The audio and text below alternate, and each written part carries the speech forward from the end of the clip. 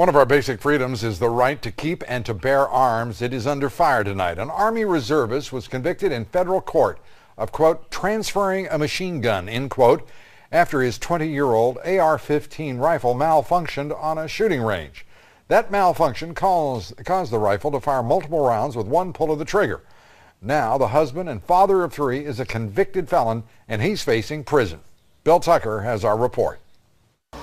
In July of 2006, David Olison's life dramatically changed.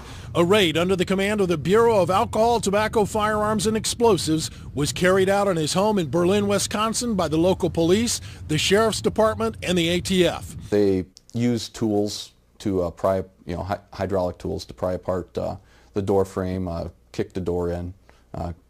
The SWAT team was fully armed with body armor. Olison's computers, gun manuals, and gun collection were all seized. No illegal weapons were found. But Olison was charged with a felony. Prior to this, Olison had no criminal record. He's an Army veteran, honorably discharged. He was, up until his arrest, serving in the Army Reserves. He's a husband and the father of 3 young children. Olison's problems began when he lent a rifle to a young man, Robert Kernicki, to be used on a local firing range. Kernicki brought the rifle here to the Berlin Conservation Gun Club. He fired at least 800 rounds on several different occasions before the 2 multiple burst rounds that the ATF said made the gun a machine gun. This past January 8th, Olison was convicted on the charge of transferring a machine gun in violation of federal law, and he now awaits sentencing. Federal law defines any gun which fires more than one bullet with one pull of the trigger as a machine gun. That conviction ended his military career and could land him in prison. Nationally, gun owners are alarmed because the gun in question is not, or has not been until now, considered a machine gun.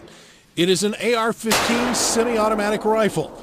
Olison's was made by Olympic Arms SGW. While no one keeps exact statistics on the gun, the National Rifle Association says tens of thousands of AR-15s are legally owned in the U.S. Gun owners are now wondering if their gun misfires, will they go to jail? And are their Second Amendment rights in jeopardy? Olison's defense lawyers are at a loss to explain the government's logic. A lot of what the government was attempting to prove and their theory of the case, just seemed to contradict common sense. If something malfunctions, you get it fixed. You don't charge and prosecute somebody as a felon. But they did, and that's exactly why David Olison found himself in federal court.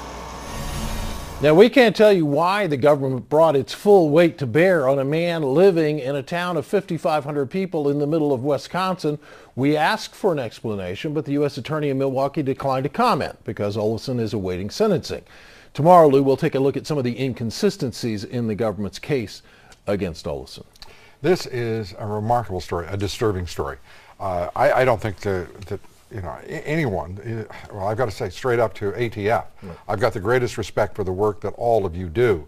I am also a gun owner. I believe fervently, strongly, passionately in the Second Amendment, I think as most Americans do. And to have a man, the full weight of the government come down on him like this, to make it really clear, as I read the transcript in this case, this man loaned this weapon to a fellow who wanted to buy it, perhaps. He goes to the firing range. He fires it, with one pull of the trigger. 2 rounds are fired. Right. The 3rd jams, and suddenly it's a big deal. Yes. You've got it right. And what you're missing is he had fired about 800 rounds or more before that round where he shot it. Semi-automatic fire. Before that gun jammed. Unbelievable. And we can't get a straight story on this at all. No. And I would hope that the NRA, that the ATF, that the Justice Department, everybody, all of you folks step in here and look at what you're doing, because it doesn't make a sense. There's nothing proportional here. And this is a Army veteran we're talking about. With 14 years of service, 16 years, excuse me, when you combine his reserve service with his regular Army service, we're talking about a man with 16 years with military. A man who deserves a lot better from his government. We'll continue this report tomorrow and throughout. You bet. Bill Tucker, thank you.